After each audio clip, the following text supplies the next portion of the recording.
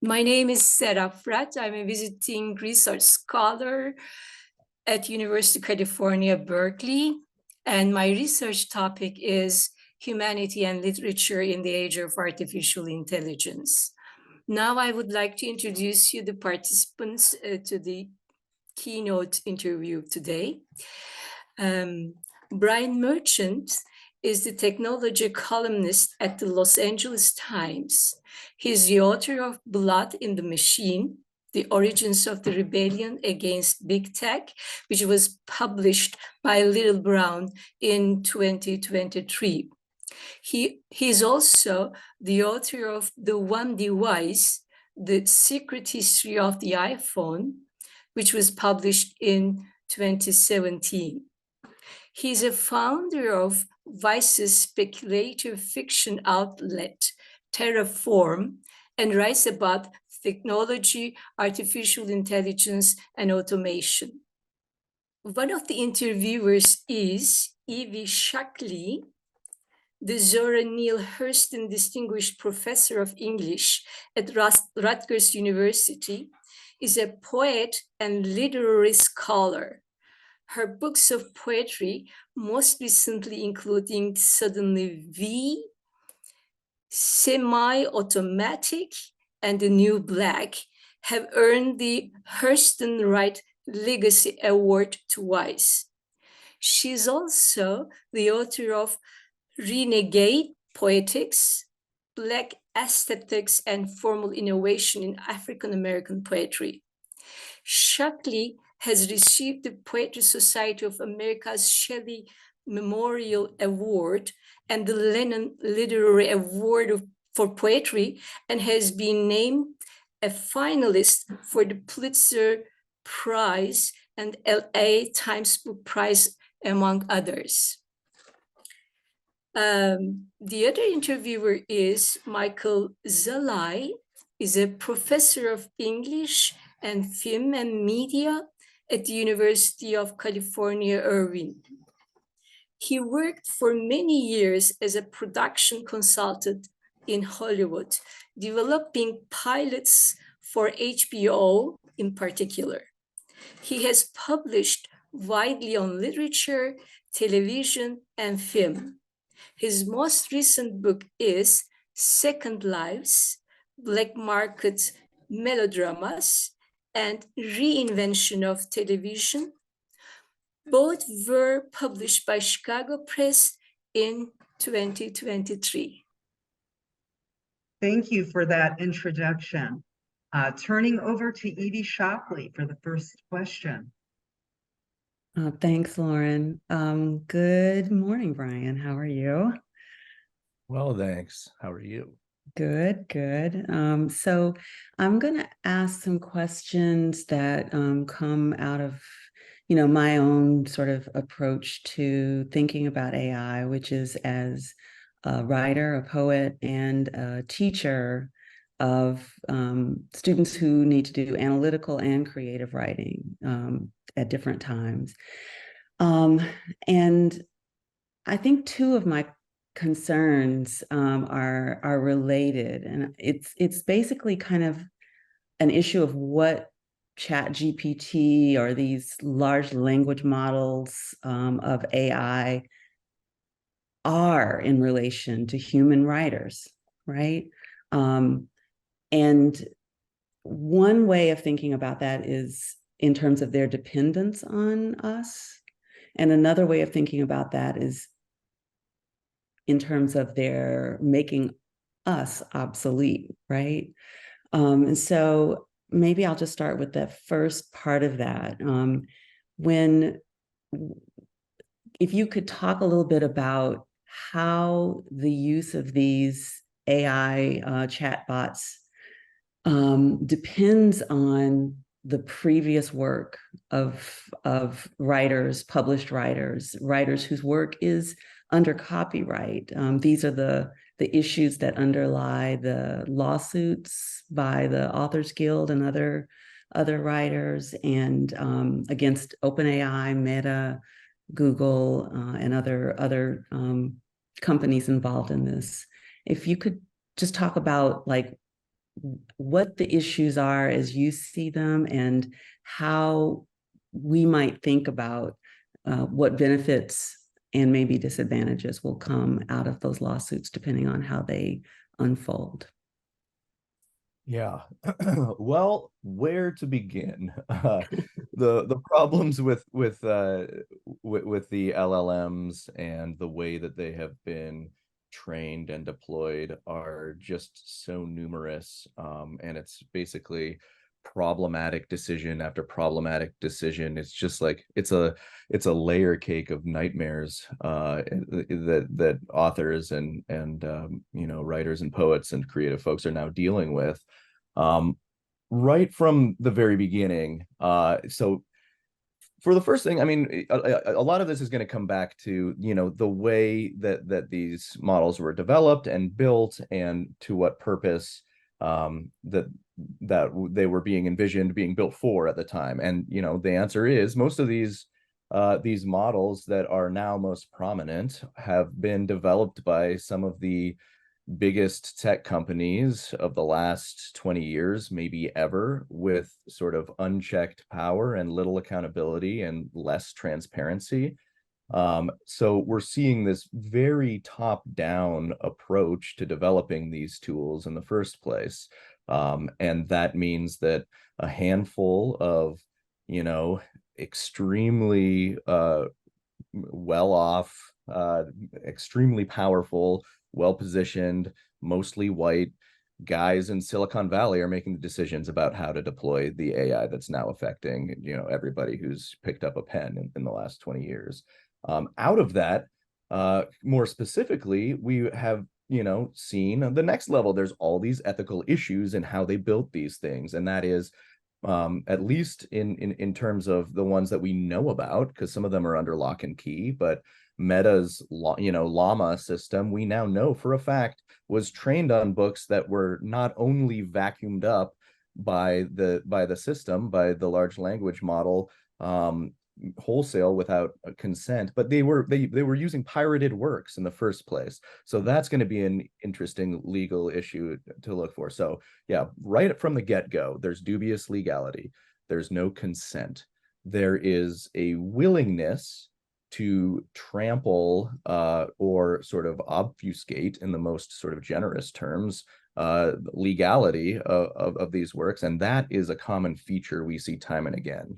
Companies or entrepreneurs, or back to industrialists, just sort of using technology as an excuse to sort of plow over the rules and regulations. Well, it's different this time, or it doesn't really apply there. And we're just going to go and see what happens, and then play a rearguard action. So now, as a result of all those decisions, these tools are out there, and they are something that, in one way or another, at least every working writer, author, illustrator, freelancer has to contend with in one way or another. And, there are different ways to, to talk about that. There's the purely economic level. If you're hoping to make a living doing this stuff, now that's a lot harder, because a lot of the companies or editorial outlets or magazines that you used to work for now, may be, inclined to experiment with some AI stuff, especially less literary or less journalistic focused outlets or companies that would have once paid for your work. Ted Chiang pointed out in his great New Yorker piece that, a lot of writing that writers do, to get better at their craft isn't just sitting down and writing a manuscript. If you find work as a writer, and you're writing copy for a company, or you're in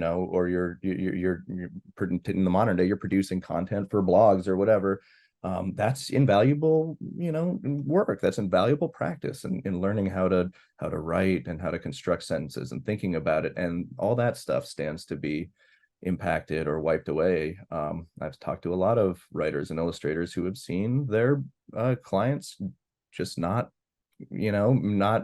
calling as often, because they have this other tool, especially if it's not going to be published in a public facing outlet. And they can use these tools now, and it's a force that they have to contend with. There is an entire, another dimension to it, that is that is philosophical, and that is, how does this affect our ability to write and to work and to produce creative works? And that's one that I'm a little bit less worried about. I think in academia, there's a lot of concerns about how it operates within the classroom or in study, but in terms of actually producing work, it's as long as it is really in the hands of a writer to sort of use it to experiment with, if they can find something that's fulfilling, and and maybe we find a system that is not built on the work of plagiarized writers. There are some writers who are happy to give their stuff over to this to train it. In fact, some of the companies now are actually just hiring poets, hiring writers to just basically write stuff into the machine and to teach it, and hopefully try to avoid some of the copyright issues they may be facing before long. So there's so much that's packed into this moment, and I think it all circles back to the fact that it was unleashed by extremely powerful and well capitalized companies, sort of without democratic input, without reaching out to the communities, without meaningful engagement, and now we have to respond to it. And that's really been the story. That's my book's about the Luddites who were responding to kind of the first time that technology was developed and deployed, and they had to face automation not on their own terms, but on the terms of people who wanted to profit at their expense. Yeah, you've said so many things that resonate as issues or and food for thought. It occurs to me as I think about this from the perspective of students and teaching that we have, all of us as sort of professionals now, have one set of relationships to these changes, right? But what you're saying has me thinking about what it will be to become, an adult, to develop as a writer, to learn or not learn these points of craft, as the Chang piece was talking about, to become in this environment. It's interesting. I think the copyright issues and the legalities are also kind of ethical issues. And how do you get students to think about what plagiarism means in a context where should this kind of use be deemed legal? What kind of message is it sending? So I don't know if you want to jump in, Michael. Sure. I mean, Brian, delighted to talk to you and to join you and Evie in this conversation. The timing for this is great. We are maybe days away from the WGA ratifying a deal with the AMPTP. And so I just wanted to prompt you to talk about how some of the issues you were just talking about with Evie kind of impact concretely the settlement that the writers got. I mean, we're just now reviewing that settlement. The tentative agreement was reached days ago. Some of the terms of that settlement speak to issues that writers are actively confronting, but some of them are kind of anticipatory of concerns that writers have moving forward with AI. AI became a symbolically significant and large topic in the strike, when arguably on the ground, it hadn't yet assumed those proportions in writers' day-to-day practices. So, I mean, I'll have some follow-ups about the strike and its settlement specifically, but I just wanted you to maybe walk us through what the writers won, what this is specifically with respect to AI, what the significance of those gains are, maybe where they fall short, where they're significant. Yeah. I think that it's really significant. Just sort of, in this newly sort of refreshed moment of anxieties about AI and how it's going to affect the workplace. I think it's, it's not everything that the writers probably would have wanted, but it's a lot. And in both the tactics the writers used to sort of oppose the encroaching use of AI in their work environments, and sort of the ultimate language, I think it's a powerful and encouraging example for folks who are looking to sort of how they might engage with AI that managers might want to introduce in their workplaces, and in other labor struggles that are still ongoing or may yet arise.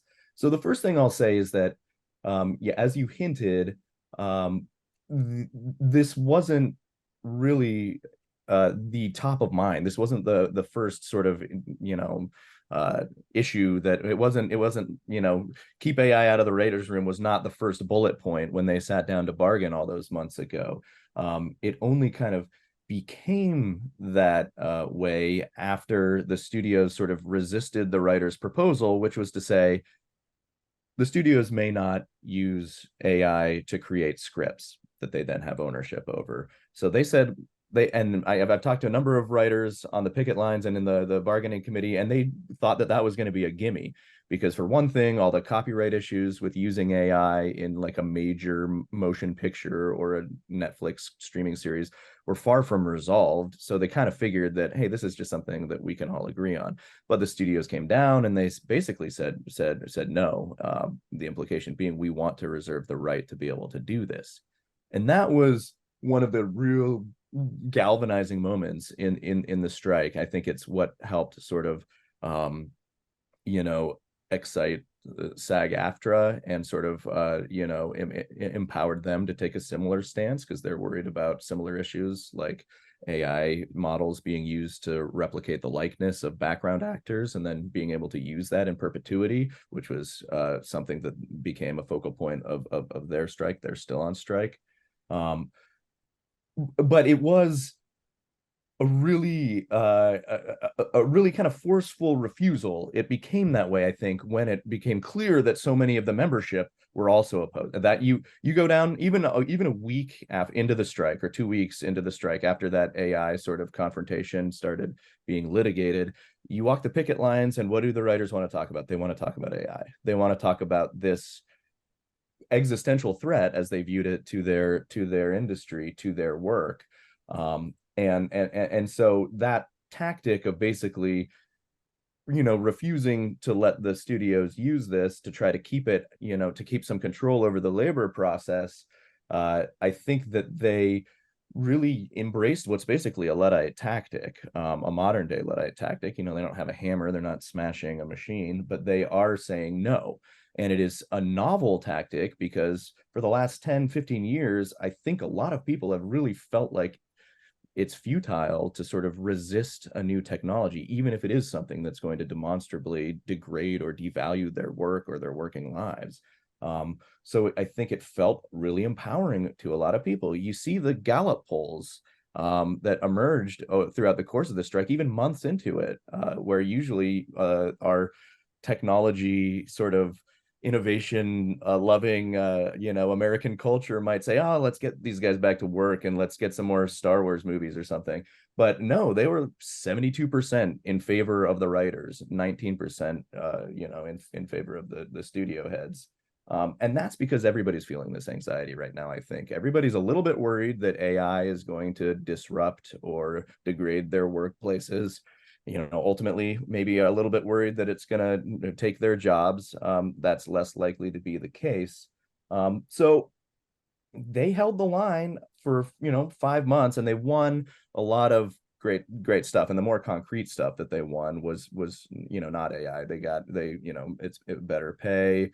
They made sure that the writers' rooms aren't being sort of you know, gigafied, as they put it, and you know, they got new minimums and better residual, all the stuff that, you know, makes being a writer sort of worth this crazy precarious sort of American dream kind of struggle that they go through.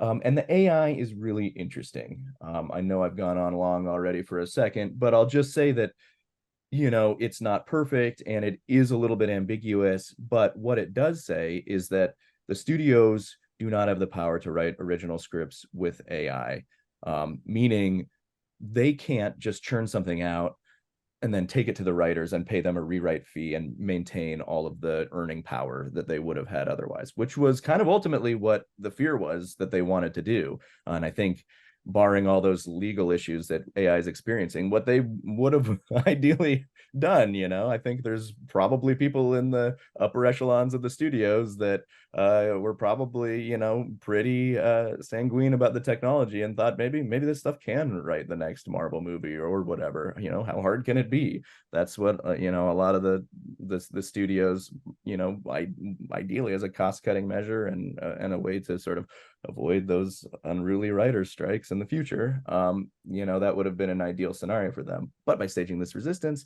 they moved the right to use AI into the column where at least the writers nominally have more power over how to do it. It's writers can use AI, but the idea, the spirit of the agreement, which I mean we can discuss because there are definitely ways that it can still be exploited, is that the writer, if they are inclined to, if they think it'll serve their creative interests, now they can write the script. They can use the AI to experiment and to maybe produce something interesting and meaningful, and it's not in the hands of the studio to do so.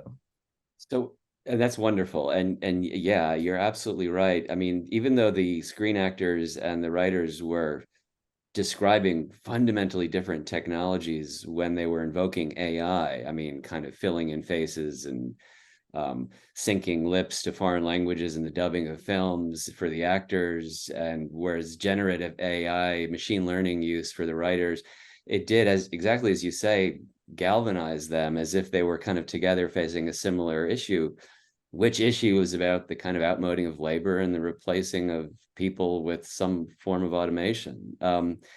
My quick follow-up is just with respect to something you mentioned in passing about copyright law and copyright law not being fully settled in any event. Kind of quietly during the strike, there was a federal court case that made fairly clear in the case of a painting called, I think, A Recent Entrance to Paradise, that it reinforced previous decisions that you fundamentally could not copyright AI generated artworks of any kind, that you absolutely needed an author to have copyright of any kind. Now, it's complicated with the studios because the writers are working under the work for hire doctrine and the studio owns the copyright. But for those kind of a little bit skeptical of the gains that the writers achieved, they point to this ruling and they say, look, all the studios did was essentially confirm what the courts had already said, which is that you need a writer of record. You need a human to actually secure the copyright in the media property in the first instance. And so the studio said, okay, well, we're going to say that you need a writer to be the proper author of a script. But the courts, in a sense, had quietly been saying that all along.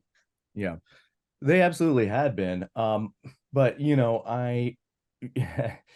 I still think that it's a valuable victory because this is also a moment where, the tech companies, the streaming giants are perfectly capable of deploying tens of millions of dollars to, relitigate these cases, to bring a battering ram down to the courts. And we're seeing it, all over the place in antitrust law, in sort of there's law to reform the ITC right now. There's just always the tech companies have gotten very good at litigating. So I think it still matters that this victory was reached. And yeah, the courts may have made it a little bit easier, but I think, I do think that the studio execs and, in concert with the streaming giants and the tech companies are looking ahead. And, it would have been meaningful to them if they had secured the right to use AI, because then that gives them leverage to argue for future cases. And yeah, I just, as long as the tech companies do have so much power, and I'm reporting a separate case. I can't talk about it much right now, but it is a kind of an unrelated story, but it is an example of when a company like Apple has just been able to just take over $100 million worth of lawyering to just sort of to batter down a case that in the beginning looked like it was going to go the other way. They still wield this immense amount of power, and so I never feel comfortable sort of, especially now given prospect of what if we get another Trump term or something. It's the Supreme Court's gone so conservative. It's it just feels like a real moment where all these forces are swirling around. So to me it feels like the writers won a real victory, and again, not perfect. But it does set this precedent. It does give a lot of people hope that they can kind of reclaim some control and power over their workplace. Gives them the ability to kind of feel more comfortable rejecting a use of exploitative technology. So yeah, I think you're 100% right that it remains to be seen, how it'll shake out in practice, and we can be all but assured that the studios are going to try funny business to weasel new automation in, and it'll be another fight in 5 years when this contract's up. So certainly nothing set in stone, but yeah, certainly a pretty powerful precedent to set in terms of labor and addressing technology, especially in these times. I think you put everything you're saying makes a lot of sense to me, but I really respond to this moment when you point to the issue of control. It's it's what makes the kind of union movements that we're seeing generally and have seen at Rutgers, for example, generally so encouraging that people understand that this is a moment when management or corporate or big tech, give it whatever name you want to, when they're attempting to rewrite the terms of our jobs, what the word writer means, right? And so it's interesting to think about perhaps even the affordances of AI for writers when they're the ones determining how it's going to be used, as opposed to it being sort of used to rewrite what or redefine what a writer is, from a creator to something of a cleanup, or I don't want to say editor, because that's a job with its own proper respect due, but this interest in finding a balance between not saying no to technology and not having technology define the terms of our labor and our creativity. Yeah, absolutely. And not being a prompt engineer, I guess, or not, that's the idea that, you could replace all these acts of writing and creativity and, searching or some journalism with finding the right, combination of words to plug into an input and then hit enter and see what it'll spit out. There may be a place for that, but it does just seem to take a dim view of why so many of us are doing this stuff in the first place. And again, it's one of those fundamental disconnects from Silicon Valley, who they've created a lot of really powerful stuff and products that people love, but they also do have sort of this disconnect a lot of the time, again, because it's such an unrepresentative slice of the country, and that they just are looking for efficiency. Oh, what if we pressed a button and we could just kind of spit that out? It doesn't really it doesn't, it may occur to them, but it doesn't like resonate with them, the fact that there are people who just really want to spend their lives trying to find the best way to express things, or the best way to share an experience, or to illuminate a new experience. And it's really does kind of seem a lot of the time you talk to folks who, oh, wouldn't it be great if I could just get an input and then translate that into output and then be done with it, and wouldn't we could save all these efficiencies. Well, not everything has to be efficient, not everything has to be frictionless. Sometimes you want friction, sometimes you need friction, because it offers valuable insights into what you're doing or what you might produce. And the lesson, if anything, of the last 10 years is that you could use a little more friction. These guys could all use a little more friction before they're deploying social networks in Myanmar and not paying attention to who's using it and how, right? And then, it just, again, just goes back to this undemocratic nature of releasing and unleashing technology. And I think that it's starting, I think, to make sense to more people that there is a disconnect there, that we can imagine a world where maybe we do have more inputs, where maybe we can sort of negotiate the way that these technologies are handed down, especially like AI. And like the writer strike, like we just talked about, is one avenue through which to do that.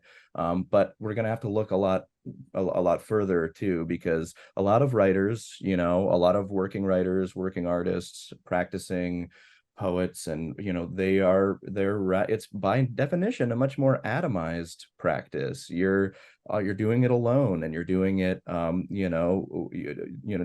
necessarily connected all the time to an organized body of people. And a lot of people love that about it. They have so much autonomy. It's another connection, honestly, to the Luddites. That's that they worked in their homes, and they worked in small shops. They had peers, they had freedom, they had a lot of pride in their craft. And one of the big things that was happening was the factory owners were saying, oh no, let's just mechanize this, and for economic purposes we can hire children to run these machines instead. We'll pay them a lot less, we'll just organize it all. And it's just another way that echoes, because the craftsmen are saying, I make a beautiful garment, I weave beautiful cloth, look, I made a perfect finish. Like, it took me years and years and years to perfect this, and I take pride in it. And just to, again, without any opportunity along the way to say, no, or what if we did this a different way, boom, it's something that they have to deal with. And so I think that's the reason, especially in the artist community, the Luddite struggle has really resonated. Before my book came out, you see these like viral threads on Twitter from folks like Molly Crabapple, and who are really sort of reclaiming the Luddite ethos for what it really was, which was a rejection of exploitative use of technology, something that was diminishing their autonomy, and something that was giving way to mass commodification, mass exploitation. And again, it's not the tool itself, which maybe if someone rolled up the machine into the Luddites' shop before they became Luddites and said, see what you can do with this. This could be cool. Maybe we could produce more stuff. Maybe you could figure out a great way to use it. Maybe the community could benefit from this. Then maybe they would say, okay, cool. They were technologists. They knew it was up. They knew exactly how all this tech worked. They did not hate technology. They only hated it when it was being put in opposition to their economic interest. Yeah. I love the art community as the last putting out industry in the developed world. That's great. And I want to kind of ask a question that draws from that, and draws from the conversation you guys were just having. It's really right, and this goes back to what we were saying before, that there was something about the combined nature of the actors and the writers' strike that allowed them to kind of coalesce as labor rather than as atomized workers in this or that industry. And one of the things that was striking to me, and Brian, I'm curious to know whether you experienced this up close in the line and talking to writers, is that because Hollywood is so historically reliant on formula, from screenwriting books to Save the Cat to, as early as 1930s when the courts were first coming up with the distinct, application of copyright law to the film industry, you had lawyers and plaintiffs asserting that they had come up with mathematical formula for determining what would be successful and what would not. Netflix is still doing this with better algorithms and computers. Because of all that, it was kind of hard for the writers to be too precious about the kind of threat to creativity to all of this, which is to say simply that from a distance, one seemed to hear more the writers speaking as labor, that is to say, as a group of workers who are at threat of losing their work, than as individual artists invoking the threat to creativity in some kind of very rarefied way. It was as if AI enabled the consciousness of this group with the writers as a class of worker rather than simply as creatives whose kind of commitment to originality was somehow under threat from computers. Yeah, I think that's right. For the most part, especially, coming on the hill, someone made a comment that that like the Marvel paved the way for the hegemony of Marvel paved the way for AI. They didn't put it like that, but basically that's the idea that this intense moment of formulaity of sort of just the blockbuster sort of machine. And as you say, that's always been the case to some extent, but we have been in this period where for the last 10 years, the vast majority of sort of the blockbuster budgets have been put towards franchises, towards extended universes, and sort of more predictable modes of storytelling. So I think that I do think that the writers very much do see themselves as artists, as doing artistic work, but I think they also know that a lot of their work does these days go into writing Netflix series, writing for these larger intellectual properties, these larger ongoing franchises, and I think that they knew that if they were to lead with that as sort of even just as a strategy or something to say to put forward in their communications materials, that they probably would get hammered in exactly that way. And you saw them getting hammered anyways, like, oh, they're just churning out formulaic stuff anyways. Why not automate that? But yeah, it has been historically a much more organized industry than many of the other like writers and artists, because it is all sort of centered around a more central I guess mode of production. In Hollywood, most of the studios are here, most of the distributors are here. It's there are so many people involved in making a movie. The writers have to be a part of that usually, if they want to ensure that they will continue to write for movies. So I do think that seeing themselves as this as a class of a creative worker, but a creative laborer, yeah, absolutely, in a way that a lot of industries do not, was a huge advantage. It's one reason that the industry has been able to win a lot of these fights over the last 50 years, because before it was AI, right, it was like the sort of the beginning of the internet streaming era back and the last strike in 2008, and before that it was disruptions with cable TV and so they're also used to this systematic process whereupon a new technology will come along and then the studios will use it to try to disrupt them.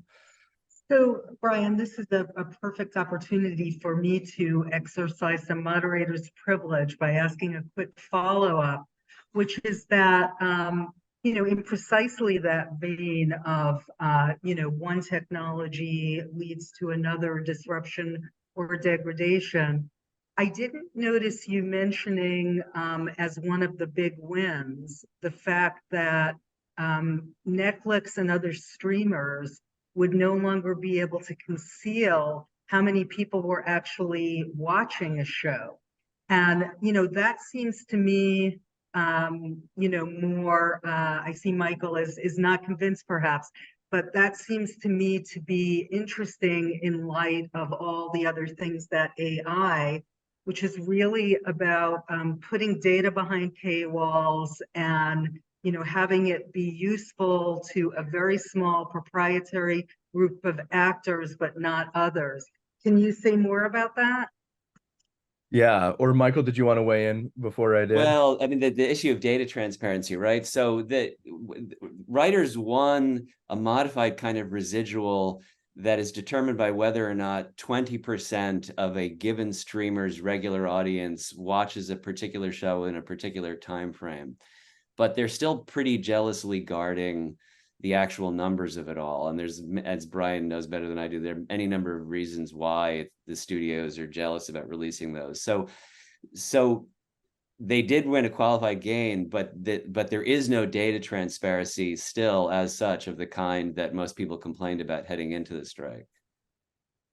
And yeah, and I would also add that even even in the best case scenario, even if they had won, as somebody who's worked in digital media for the last 10 years, monitoring these numbers and getting, getting actual reliable data on these is like one of the constant struggles, because you'll always have somebody saying like, oh, well, if you count, just look right now at what Elon Musk is trying to do at Twitter using like 19 different metrics on any given day. It's like engaged streaming activated eyeballs, or it's just like, you can chop it up, you can cut it up, and you can also sort of, I guess would we ever trust Netflix to like share reliable data? I mean, it still doesn't have to, as far as I read that, it still doesn't have to share its internal data. What the I think it was SAG, and you correct me if I'm wrong, Michael, that wanted to get a third party company basically to sort of verify the streaming numbers. I think because the suspicion is that those numbers, if say their Wall Street backers were to see the real numbers at a lot of these shows, then they might not be so happy, because I think it's the dirty secret of Netflix is just some of these shows just do not get watched. Once in a while you have an sort of deniable hit like Squid Game or something, but a lot of them I think people might be surprised to see are just getting like views in the tens of thousands, and it's just the ROI that you get on producing those things is just so bad that Wall Street might balk. So I think no matter what, it would be a convoluted and a mess that would have to be continued to be litigated. But again, a positive thing, like data transparency would be great. Any strides towards it, I think, are to be lauded. And it is something that I think a lot of writers are interested in continuing to try to fight for. I feel like there's so much that the history that you've written about might have to say to the way these issues and the sort of hype around AI masks the amount of dependence on continued human input and participation. What I'm thinking about is a podcast I recently heard about Wikipedia becoming obsolete, right? So not so much creative writing, but just sort of human analysis, qualitative thought, right? That goes into producing encyclopedic knowledge, right?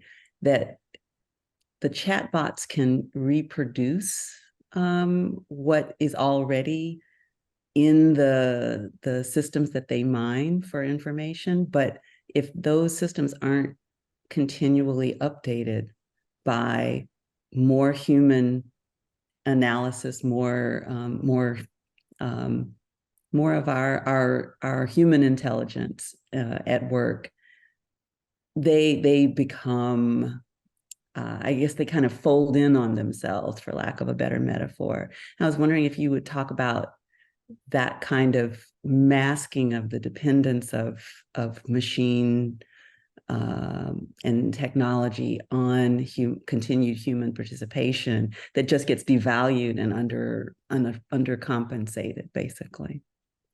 Yeah, I mean, it's it is basically one way to think about the end product of these generative AI systems is as an incremental evolution of a lot of the technologies that were already there. Something like when you do a Google search and you get all these results, now there's a user interface that kind of ropes some of that together, and it types out like somebody's typing to you, so it kind of feels like it's new, and it's based on a lot of the same sort of some same tendencies and ideas and gains. It's really not this leap forward in terms of technological revolution, and one tell that that you can tell that it's not is just like the almost sort of desperate exuberance of the AI firms saying like, this threatens humanity. It's so powerful. And but I can't stop developing it. It's just so powerful, but I have to make more and sell it to you. It's a really kind of a funny thing we've seen this year. This apocalyptic marketing strategy to try to convince you of its power, when, you know, it can do some genuinely cool and interesting and things, but, you know, it's in no way like the second coming. It wasn't like the genie was let out of the bottle in December, you know, 2022, and all of a sudden, you know, everything's changed. No, a lot of it has to do with the way it's being marketed and touted.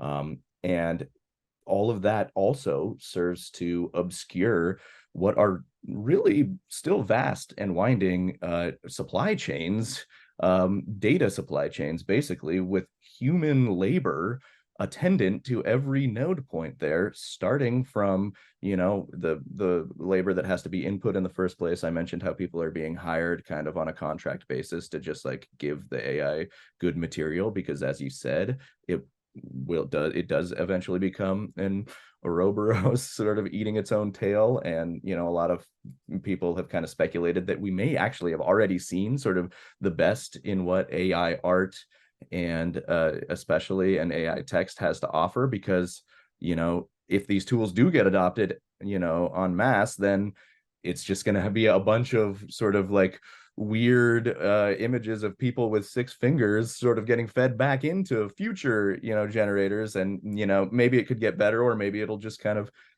top out.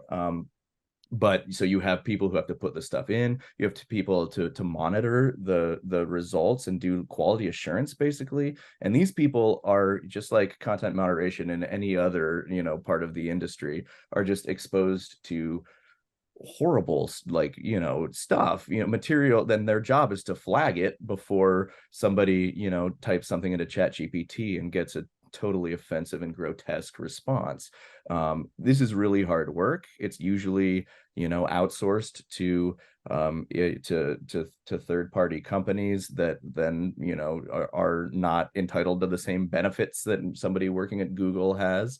You know, we've seen, you know, being outsourced. There's a big story in Time about the AI workers in Kenya who have started organizing because conditions in their workplace were so bad. And it's really you know, important to keep in mind that there are people at every level of this chain, you know, from training the models in the first place. You remember when you had to, you know, select which box had a traffic light in it in order to, like, you know, get to input something into a system?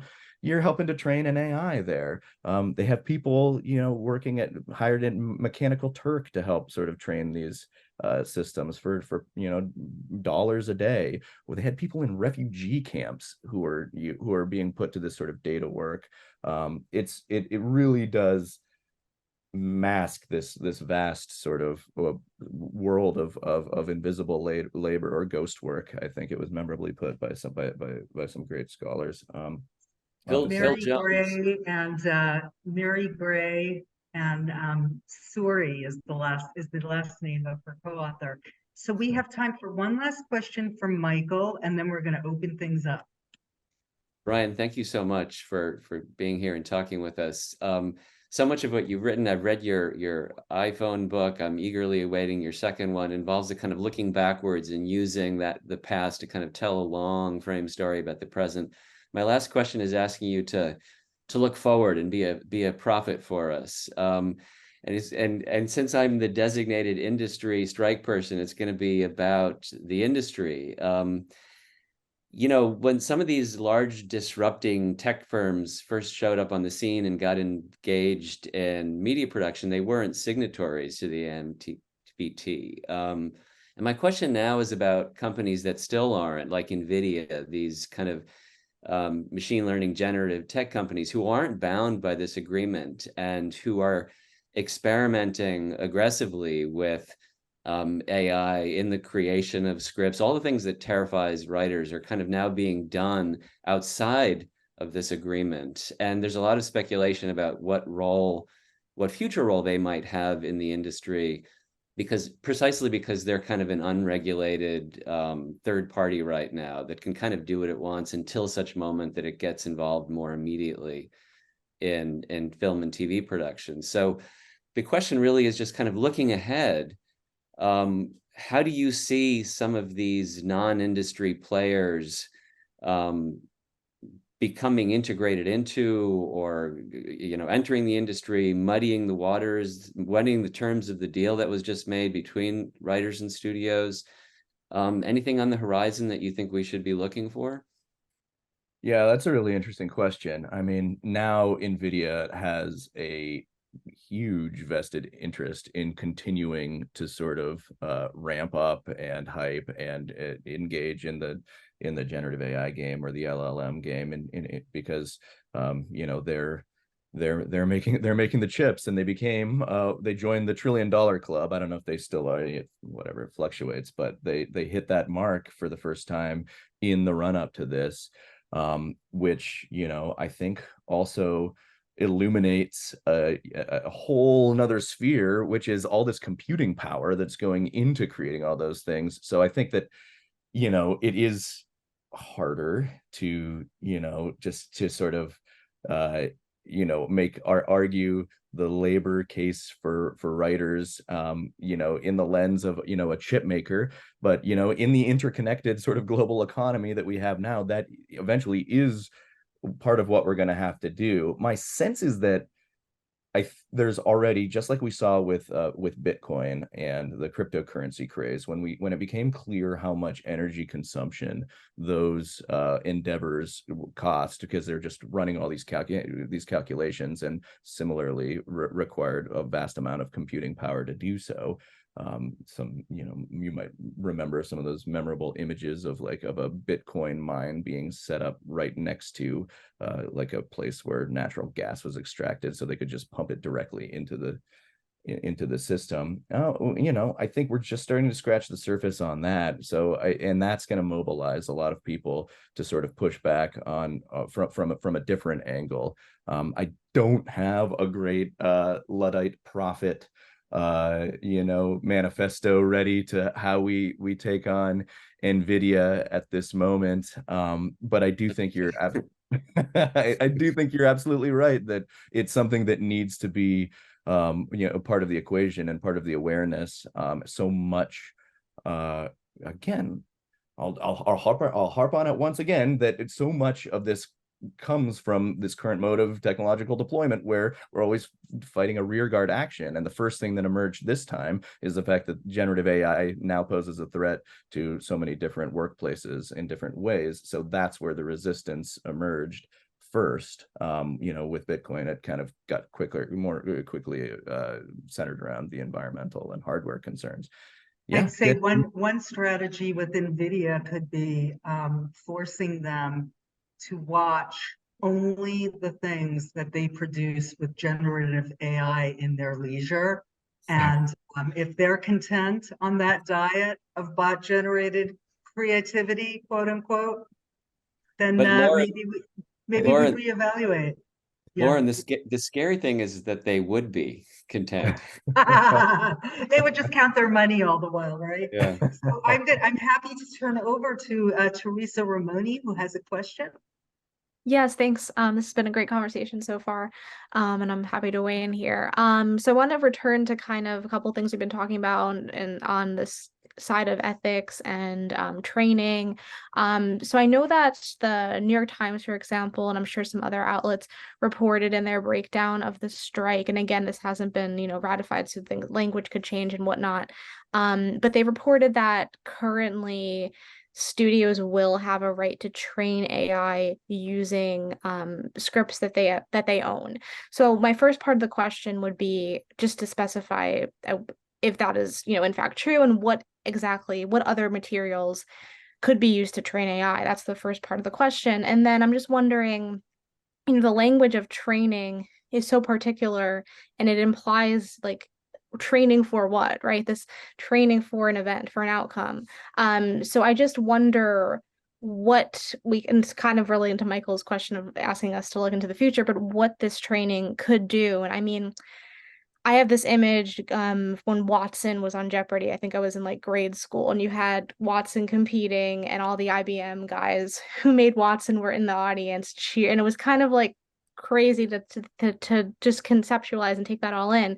But this idea of, is that something that the studios eventually want to do? Is, do they want to produce content and get the profit? I know IBM donated Watson's earnings, but is that something on the horizon? And then lastly, I know Michael has an essay from a few years back called, I think, HBO's Flexible Representations of Gold or something along those lines, where he talks about how certain behind the scenes things like branding and these big mergers that are happening behind the scenes ended up affecting content of shows like The West Wing and Game of Thrones and et cetera. I know we've already had, like, starting maybe from HAL and the 2001: A Space Odyssey, these kind of compelling uses or examples of AI, Her in the Joaquin Phoenix film. Most recently, there's this great series Damon Lindelof created, Mrs. Davis. So I just wonder if we think that we might see this kind of new or this kind, some sort of renaissance of art about AI kind of coming out of this. So three components of that: just the training aspect, what's the goal, and then maybe what do we think what we'll see? What does this kind of post chat GPT or post AI kind of art, what will it look like for television? Yeah, really interesting. And Michael, that sounds great. I'll have to dive into that paper. I love that. Yeah, so training means that they just, just what you hit on. They're just they have the right to sort of feed the input into the machines. That doesn't feel to me like a big gain from the studios. They already have the ability to do that. They already had that. It wasn't the training piece that was concerning, I think, to most. It was the utilization of that training. But as you say, like, why would you train for something if you're never going to compete, or if you're never going to sort of try to unleash the product? So yes, they do hope to one day, be able to get a satisfactory product out of the AI that will meet a legal criteria that they can use. Of course they want to do that. Another thing I didn't mention in the discussion earlier is that there's also been kind of a personnel change in the industry, where it used to be people who were really involved on the day-to-day who were directors or producers, and then kind of moved up the studio chain. And I hear a lot of writers say that, it used to be people who at least understood, even if they were still diametrically opposed to their interest, they understood the writers' concerns. Now it's a little bit different, especially with Netflix. You have a tech CEO mindset. You have sort of even David Zaslav has been accused of this, coming from not the point of like wanting to create great stuff, but just to maximize the bottom line and do interesting things with technology. Or it's a bit of a different game. So I would say, yes, in the long run, they still hope to use AI. If they could, they would. Absolutely. That's why we will have this fight again. And that's why it's important that so much groundwork was laid this go around. And I love. Go ahead. No, go ahead. You finish. Oh, I was just going to say, to the last part of your question, yeah, I interviewed Damon and his co-creator for Mrs. Davis, and it was really interesting to see, before the strike even happened, it was it was almost kind of a Luddite response to the emerging AI, and they'd been working on it for years, before this kind of hit mass popular consciousness.